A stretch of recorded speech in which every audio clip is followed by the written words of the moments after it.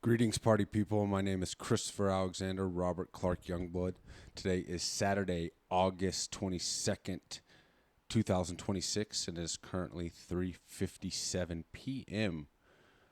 Pacific Standard Time. Vibes are weird today, I'm not going to lie. It's episode 113. Is it numerology? Is that unlucky 13? I don't know. Vibes are weird today. I officially paused my gym membership. That's certainly part of it. My back hurts. And I know it's not entirely physical. I think a huge part of it, I know a huge part of it is I'm not sleeping as much. I really think there's like injuries that exist within your body. I got to drink water immediately off the bat here, and I don't have any water. This was smart. I know there's injuries that exist in your body 100%. But that your body can recover from them given the proper inputs, enough sleep, enough low stress, proper food. And the big thing right now is I'm not sleeping as much anymore. I'm sleeping like six and a half hours a night, going to the gym, training kind of much later than I normally do, and then waking up. I usually get out of the gym by 9, and I'm water. And I'm up at 7. So, but I'm not in bed till like 12:30. It's feeling like, so it's just not enough sleep time. Here's my water on the floor here. Sorry, there's a bizarre start to the podcast. Another tour of my little apartment. I'm reaching for this back. 1 second.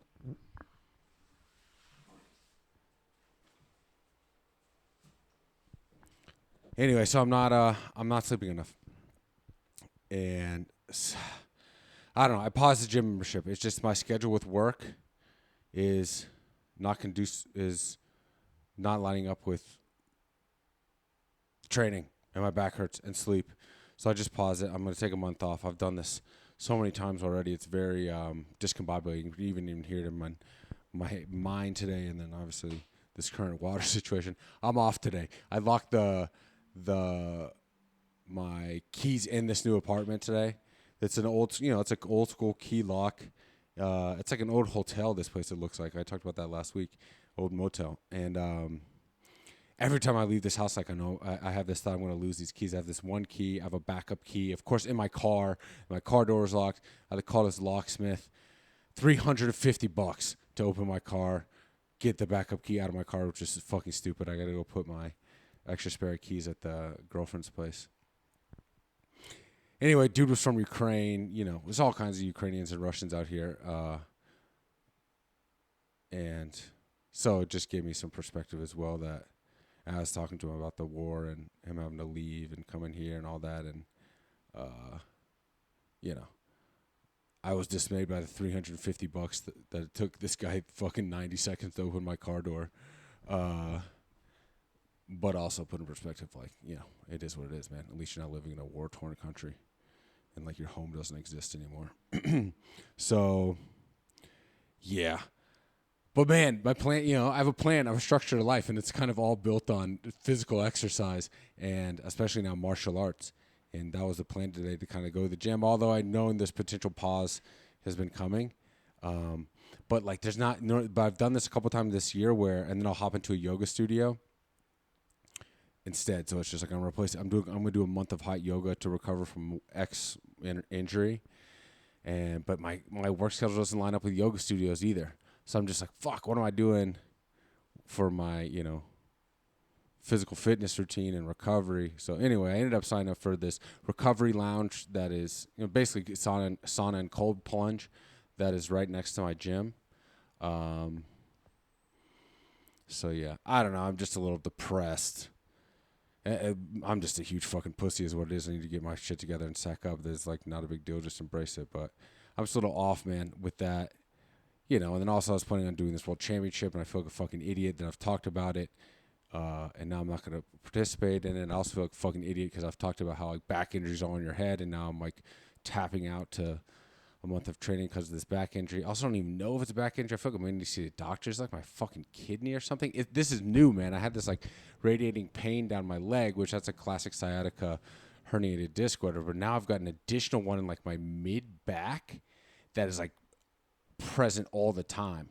At least the hernia one was like kind of faint and not present all the time. The lower back one, but this new one is like directly in the center of my upper back, and it's there all the fucking time. Anyway, this is fucking horrific podcasting. Talk about all this shit, like personal injuries and shit off the bat, but it affects, like, man, it reminds me how, like,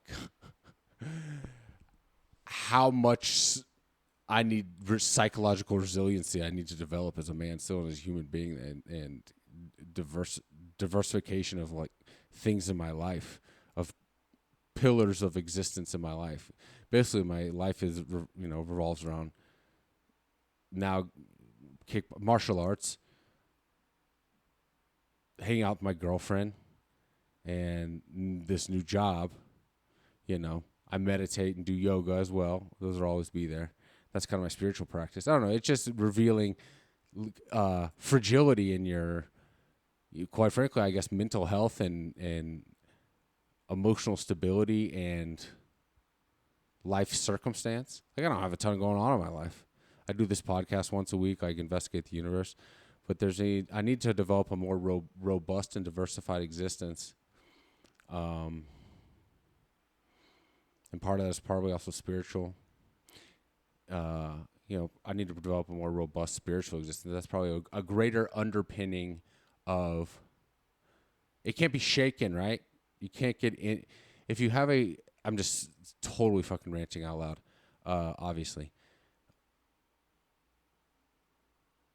Like, your spirit or soul can't be taken from you. So if you're like if you're, let's just say, a religious person or have a well-developed spiritual practice, a deep connection with a higher power in whatever form that may be, that can't be taken from you. Whereas, like, dude, my favorite thing about waking up every day is knowing I'm going to go to do jiu-jitsu and kickboxing and yoga too. But, like, that's my favorite thing about waking up every day. Favorite. But if all of a sudden you can't do that, I'm like, fuck, what do I like? This sounds dark, but like, what do I like about waking up every day? Or at least having, like, I don't know, even if you don't really like it, it's good to just kind of, I've certainly learned this at age 38, to know what you're doing each day, dedicating your time to something. So I don't know, days like today, I'm just off, man. I'm off not having that routine and that pillar. And then I did a bad job of, setting up the, like, okay, what is it I'm going to do instead of martial arts today? Like, I sent them an email last night, hey, pause my account. And then I woke up this morning and I saw my account had already been charged for the month. And I'm like, fuck it, maybe we'll go in and just train, but lightly, and change it up. And anyway, ultimately I just went in there and told them pause it. And then I'll do sauna and cold plunge. This is fucking probably uncompelling shit. So yeah, I'll see. The next month I'm going to doing my yoga routine, and I guess sauna and cold plunge. I'll schedule a doctor's appointment. I feel like such a pussy, just to make sure it's not like my kidney or something. Cause like right in the center of my back, and it's just there all the time, man. But I've been training fine. That's the like super disappointing thing. I'm like, God damn it, why don't I just train through the pain, and then just have whatever. Decision's been made. That's what I'm doing. Month off. Sauna, cold plunge, yoga, and then I'll probably do some, I don't know. We'll just start with that. Dude, I had a great conversation. I locked myself out. I had two really cool conversations. One is with a former student of mine whose birthday it was yesterday. I don't want to name your name specifically, but I would love to get this individual on the podcast. I've been thinking about doing this beforehand. It's so weird to have met this human being when he's 8, 9 years old, and now he's a grown man with a child of his own, a full-time job, a 401k. I don't have a fucking 401k. Since like these kids is, it really was a student has become a teacher conversation I had with this young man today, and made me just super proud and happy with the human he's become. And man, he is like the new woke. I think there's like a new woke coming on where people are like waking up their eyes to the fucking bullshit, the corruption, for lack of a better term, the evil that exists in the world, the fact that we're being lied to and manipulated. COVID, I think, was the big, quote unquote red pill for all of this, where people are coming to that like this whole system and structure of governance is bullshit, and the people that are running it are deeply not only just deeply corrupt, like that's acceptable, just like money, taking money from big industry companies or whatever, sweetheart deals, doing things, passing laws for your own, using the mechanisms of government for your own self-interest or those that you're connected to. That's standard fucking corruption, right? But now discovering like levels of evil, pedophilia, dude, I don't want to go down like super dark and, obviously it's somewhat potentially conspiratorial rabbit holes, but it was cool to have a conversation with this young man today that he's totally fucking aware of it and in questioning of the system and like power structures. And this is a kid that was in like a really bad place as a young man that I was like really concerned for how things would end up. And, oh man, just he was, I don't know. And then also being so morally and spiritually grounded on the other hand, it was cool. It was inspiring. I felt like really the student had become a teacher in that sense. So I don't know. I will continue to like, I don't think I'll go into any specifics today on like specific areas of discussion or investigation, but dude, there is way more.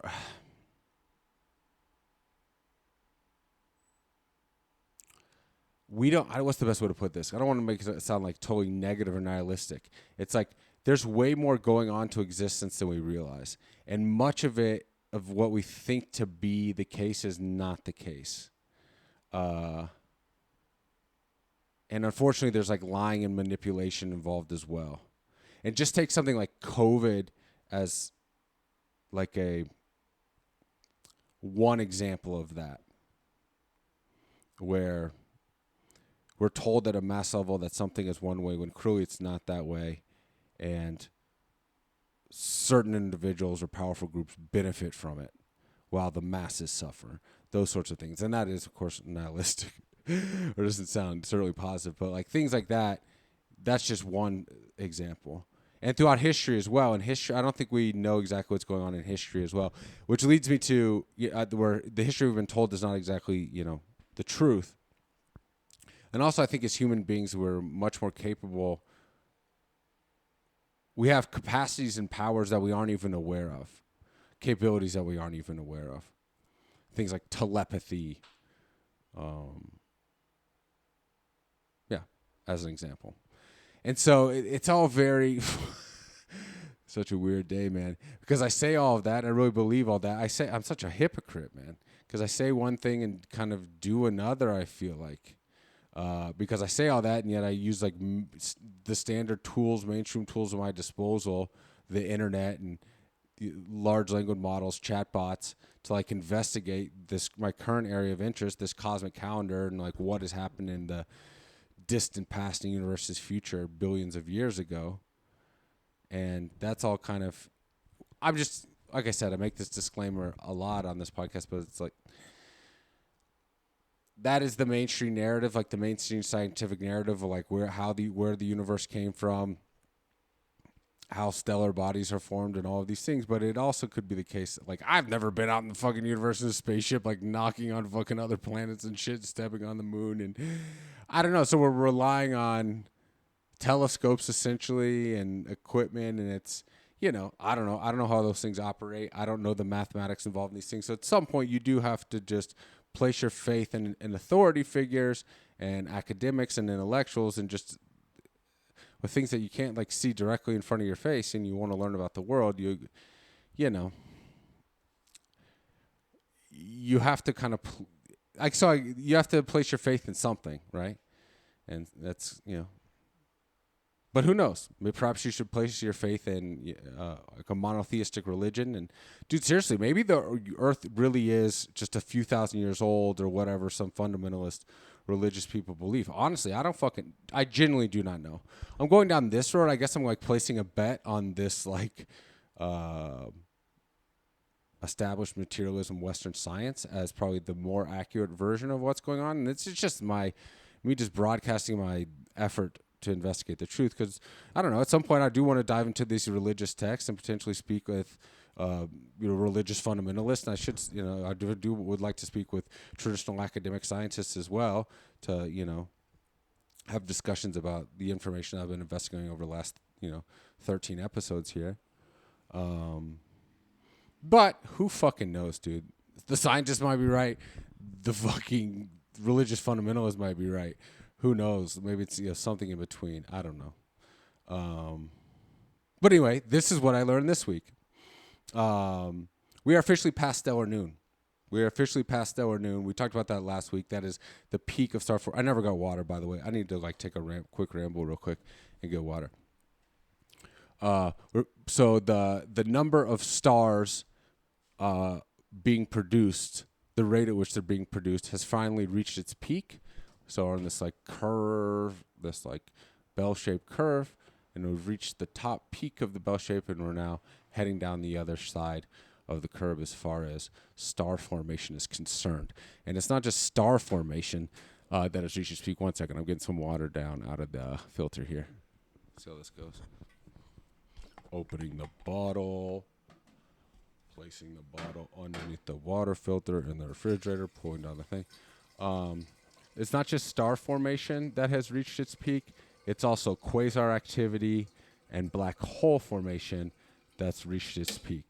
So there's less stars being produced, but there's also less black holes consuming everything within the galaxies. And of course, the quasars are like the resulting light explosion that occurs as a black hole kind of over-consumes all of the material within the system, within the galaxy. These black holes, of course, lie at the center of the galaxy. So you have star formation reaching its peak. We're not past over the hill, so to speak, of star formation. Star formation is all slowing down, but so is black hole activity and quasar activity. One second, taking a sip.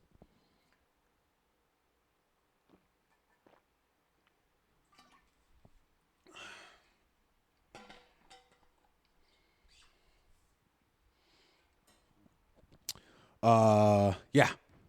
Past stellar noon, also past black hole noon. Red and dead galaxies. So at this point, galaxies are starting to die. And we can see that, allegedly, based on imaging and telescopes and investigation of different light wave links. And certain light wave links show the age of things, the different age of stellar or celestial bodies. Anyway, galaxies that formed early on and formed stars early on in the universe's existence in a very kind of intense manner, those stars were blue. These are these big blue stars. And we're now seeing that those stars are dying off. These galaxies are kind of dying off, although they still remain, as galactic bodies, but they're original stellar inhabitants, so to speak. Their first stars are dying off. And these were big blue stars that were formed early on.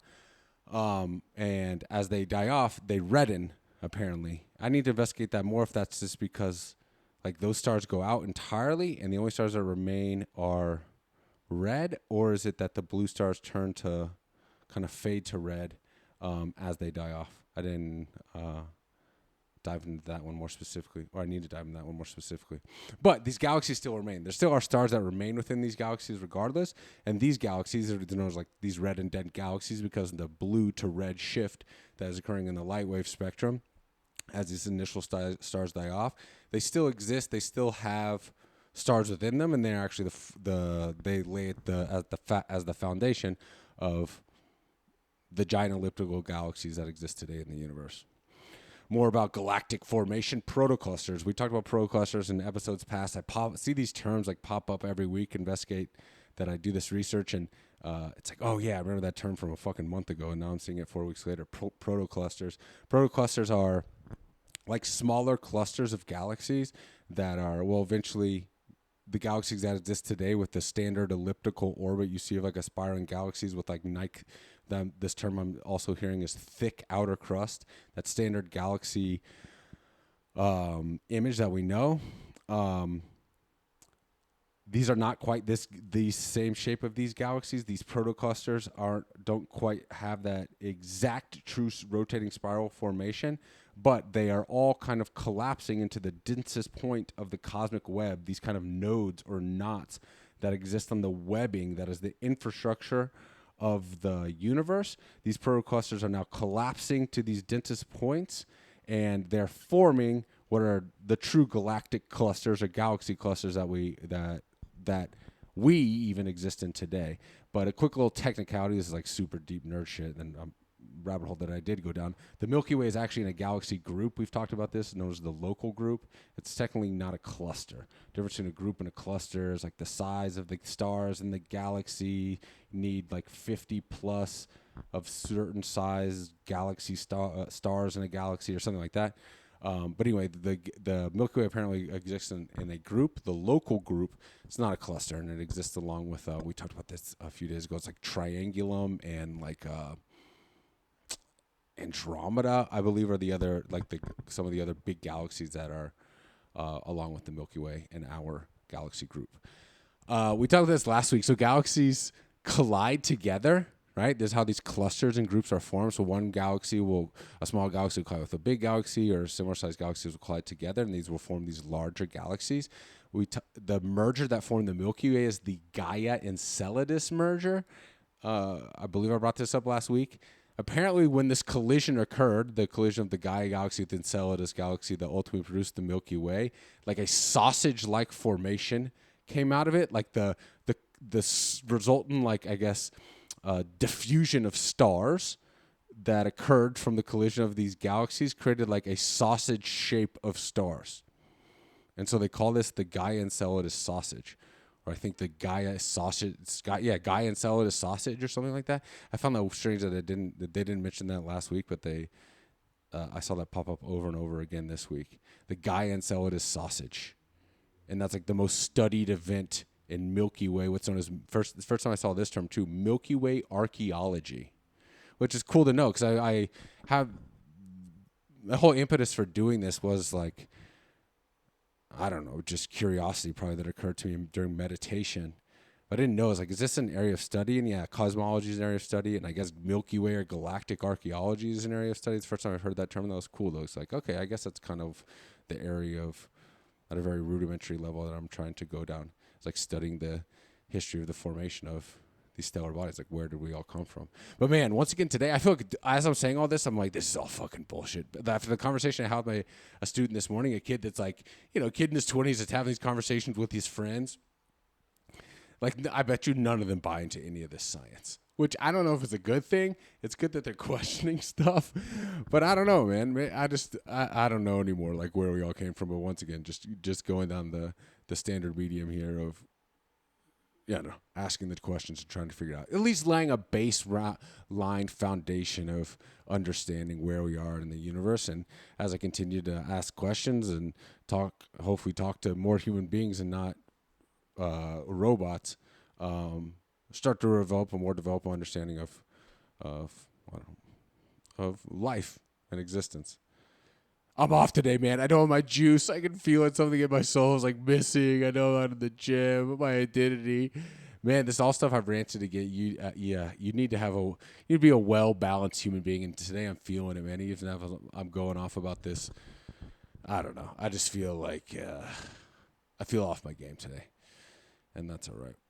The sun will rise tomorrow, and we'll be back at it. The circumgalactic medium. So the universe, as I've said 1,000 times probably at this point, is filled with heavy metals and the elements necessary for the formation of stars, for the formation of plants, and even potentially for the formation of life. At this point, 3.9 billion years, essentially 4 billion years in the universe's existence. These elements have been now around for billions of years, for a while. We've talked about this. The explosions of a star, a supernova, releases, it's like, I don't know.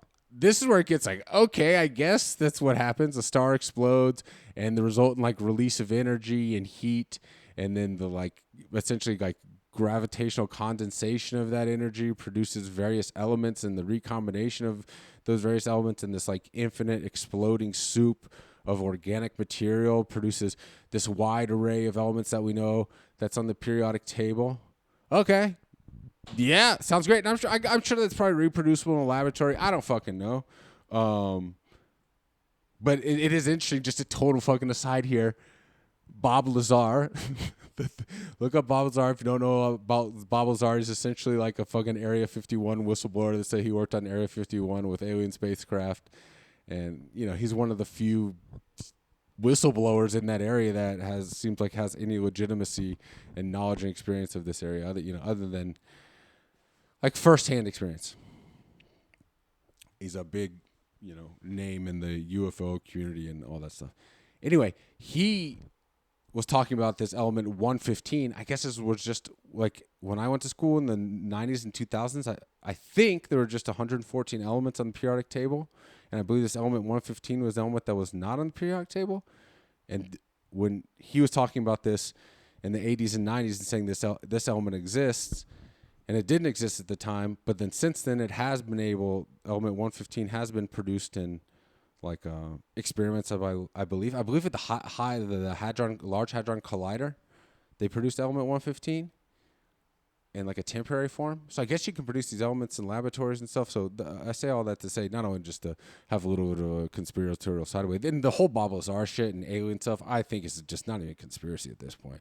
I know I'm pretty fucking on like we talk about red pill, but like on one end of this stuff, but like. I think we all fucking know aliens exist, right? The government's hiding it, and they're just... I don't know. I feel like increasingly everyone is just like... The world is so complicated, and we're exposed to so much information. I really think like the main... And certainly in my conversation with this kid today, and I hope is the way, especially amongst young people, as this like new generation comes into being with... internet at their disposal at all times. I think we're basically just going to get to a point where we're like, yeah, the government is run by like... Epstein, pedophiles, and potential cannibals. Aliens exist and they're hiding them. Jesus is probably real. And we're just all just going to go about our day and like wake up and go to work. And I don't know. I think there's just so much information, so much going on, so much you can distract yourself with. And people are just busy and they're raising kids and both parents are working and like just the economic pressures of existence that it's like just this slow drip of awakening of like stuff that if you told me 10, 20, 30 years ago, what I thought would have been completely unfathomable and that you'd think would spark like some sort of revolution or complete overhaul of existence, and it doesn't. It's like this slow drip of insane information. And we're all just like, yeah, what are you going to do? UFC 331 coming up. Flyweight championship. It's almost football season, baby. Go Dogs. Maybe preseason number 1. Fucking Seahawks going to run it back. I don't know, man. It's pretty wild. How the fuck did I get on that? I think it was that element 115.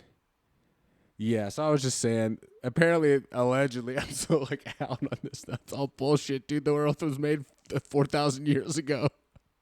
My Jesus. Jesus made the earth 4,000 years ago. I don't know, guys. Anyway, the circumgalactic medium. This is at the 4 billion year mark of the universe's existence. So roughly, I guess, 10 billion years ago, allegedly.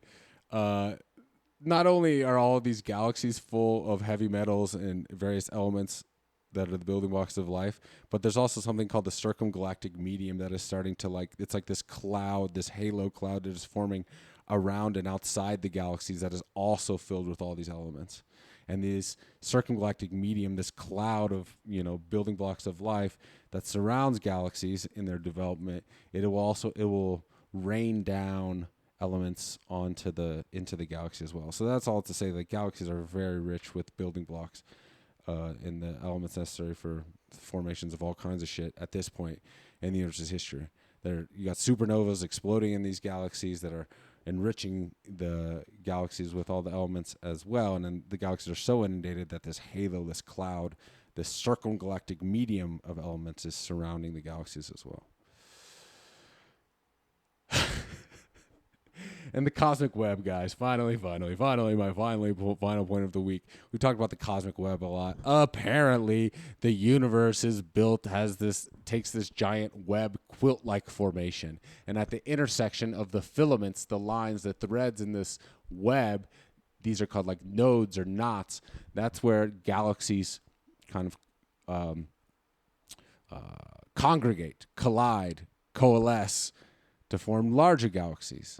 These are these clusters of galaxies all kind of moving along these filaments, these highways. It's like us humans along highways moving into a city, and all of us collecting and coalescing and congregating within one city, like a city, a node. I guess our fucking humanity looks the same, man. Like, that's my kind of as below, above, so below, microcosm, macrocosm, kind of connection of the week. Like, human society does look like that as well. We have these like highways. Most people, humans, concentrate in these city centers, these congregations of life and activity, and the same thing is happening apparently on a universal level, where there's like the universe has taken on this web structure where galaxies are conjoining and colliding at the intersection of what are known as filaments, or the highways, the webbing of the universe. But apparently the cosmic web at this point, 4 billion years, has been solidified. I guess that doesn't mean it's like not going to grow anymore, but I guess like the actual infrastructure has been like solidified, and it's going to expand. I guess it can like expand, but it's been solidified. I guess the actual structure's been solidified. That's what that means. I feel like I've mentioned this 100 times thus far in this podcast, but yeah. But suffice it to say, the cosmic web is there and solid and solidified. Believe in the cosmic web. Believe in the universe. Pay your taxes. And trust that all of the scientists will bring you all the information you need to know. Trust in the science. And don't forget, get vaccinated, folks. I don't know, guys. That's what's up. We're past stellar noon. Galaxies are dying and turning red. Protoclusters are collapsing at the distant points of the cosmic web. This cosmic web infrastructure is solidified.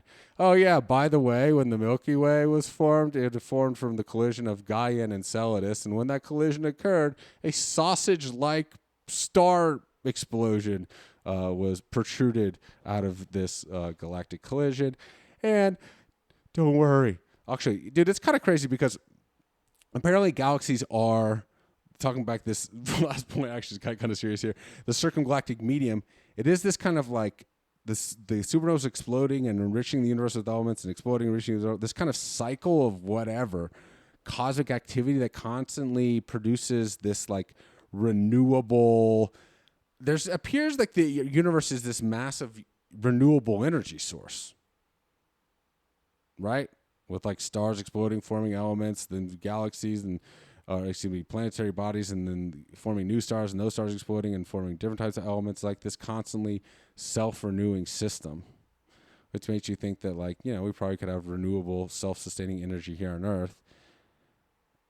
I guess we kind of, right, anyway.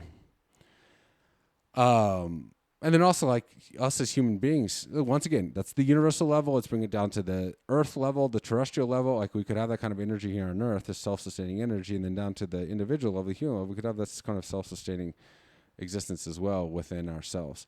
Man, I'm so fucking disappointed I'm not going to the goddamn gym this week. What I'm going to do with my energy and time, we're going to see how this goes. Because now I'm like, we are self-sustaining beings. I don't need to take any time off. But maybe you do take time off and rest. I don't know. This has been one of the more unhinged episodes we've ever conducted. Yeah. I don't know about all these vaccines, guys. Too many vaccines for the kids. I'm really starting to think that. Obviously, that's a fucking just inflammatory thing to throw out there. It's just a lot of vaccines for a baby, guys. It's just a lot of these diseases, if you look into them, are like not like existential threats to your child's life or my life or your life. So no studies, reliable studies on these vaccines, and certainly not in the combinations that they're provided. It's just like mass experiment that's being run on humanity for profit. And it's this very weird game with the vaccines guys that like they're immune from liability. It's the ultimate example of government corporate corruption. They're in bed together. The government has made them immune from liability, so you can't sue these companies essentially for the harm they cause. Then the government, through like the CDC and NIH and all this shit, the government promotes them. The government is the one that's like marketing and selling it for you. That they're like telling you, yeah, you need to get vaccinated. Like these mandates and school systems and shit. So the government's protecting them from liability, then doing their marketing, and then also the government pays for a ton of these vaccines. Government covered all the fucking COVID vaccines. And I don't know the exact fucking situation, but I know a ton of those vaccines are covered, free flu shots. And certainly if you're on Medicare or Medicaid, you're getting all your vaccines covered, 100%. That's a ton of fucking people. So the government's marketing for pharmaceutical companies, protecting them from liability, and then also guaranteeing delivery and payment. It's like the perfect fucking business. I'm telling you, it's too much, man, and it's causing issues in people. I don't know why to go off on that. No. I'm telling you, man, there's a lot of It's a wild, crazy world out there. That's all I got for today. I don't anyway, weird episode, y'all. I love you all. Stay positive. And I'll see y'all next week. Peace.